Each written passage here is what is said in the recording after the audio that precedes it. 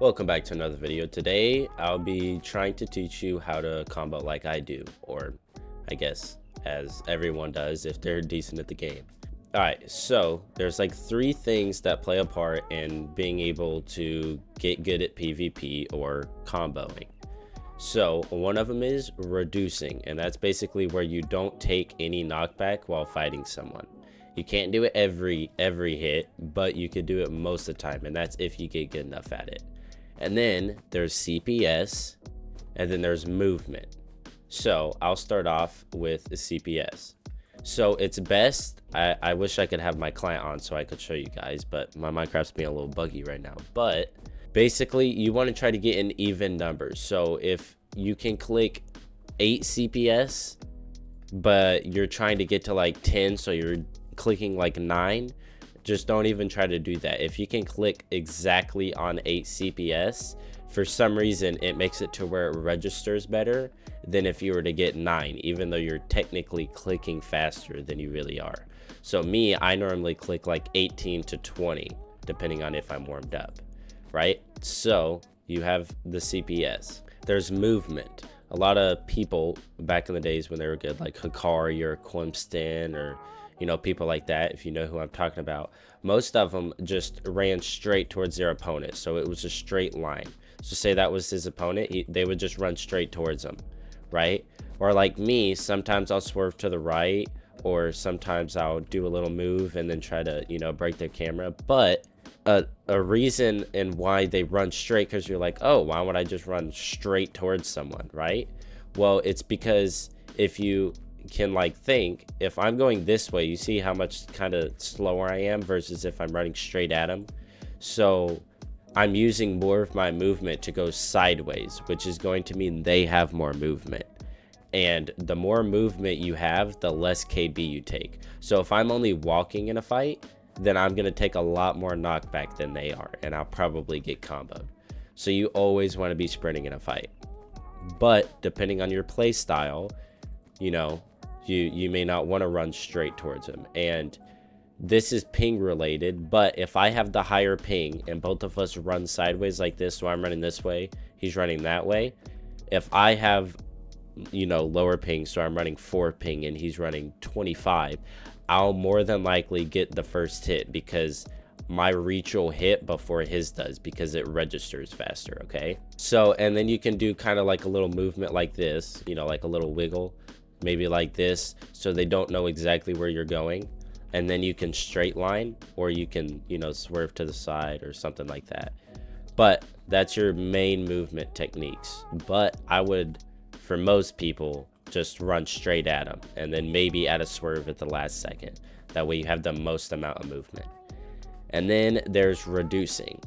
Basically, there's a couple ways to do it. I'm only learning the first one right now. I don't know, I mean, I can demonstrate it for you, but I don't exactly know how to explain it. So I may be explaining it wrong. If so, you can search videos on YouTube on how to reduce on HIVE, and they'll probably explain it a lot better than I do. But there's one, it's called jump resetting. And then for what I know now, there's also a second one, and it's called strafing. The strafing one I don't completely understand, but basically if I got hit, I wish I could have someone to help me, but I don't. So but say someone hit me, so in my red phase, when my hand turns red, I'm gonna swerve to the left or the right, whichever. But so they hit me, I just instantly go over as fast as I can. And then if they hit me again, I go this way. They hit me again, I go this way. And for some reason it takes the KB out of their hits, I guess because you're putting the KB towards the side versus back, and it allows you to get a combo. I have not learned it personally, so I don't know if it works, but if y'all would prefer that way over jump resetting, then jump resetting, the one that I somewhat know how to do. Basically, when you're fighting someone, you don't want to do it on the first hit, so only the second, third, fourth, fifth, any hit after this, but not on the first. So say they hit me, right? So I get knocked back in the air, and then I'm gonna hit them, and then when they hit me again, so on the second hit, as soon as I hit the ground, you want to press jump, right?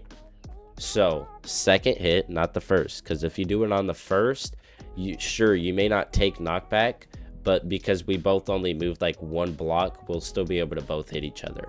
It's only on the second hit that you'll be further. Wow, I can't speak English. On the second hit, that's when you'll be the furthest away, and that's when you can't hit each other. So yeah, like I said, not the first hit, but the second. When they hit you, as soon as you hit the ground, you're gonna press your jump button, right? And sometimes you'll mistime it. If you do, well, that's not good, because then if you end up jumping because you do it, you know, too soon or too late, then that's going to put you in the air, and they're basically going to be able to, you know, get a combo off on you, because when you jump, you basically just like threw yourself in a combo. So it is very, you know, hard to learn to get it down every single hit, but once you do, it is worth it, because you can basically take no knockback. And then there's like aiming, so you know how good your aim is. Now personally, you know, there's 3 different places you can hit on a Minecraft character. It's their head, their body, or their legs, right? So me personally, I try to aim for like the mid chest or torso, so between the legs and the chest, just because that's where I have my better accuracy. Like if I'm aiming for their head, it's going to be a lot harder to hit them, because obviously their head is smaller than the rest of their body. But I mean, that's kind of just personal preference. But when you have them up in the combo, you want to try to hit their feet, because that's when you'll have the most amount of reach, and you'll be able to hit them like the furthest up so they can't hit you. Yeah, I hope I explained that somewhat well.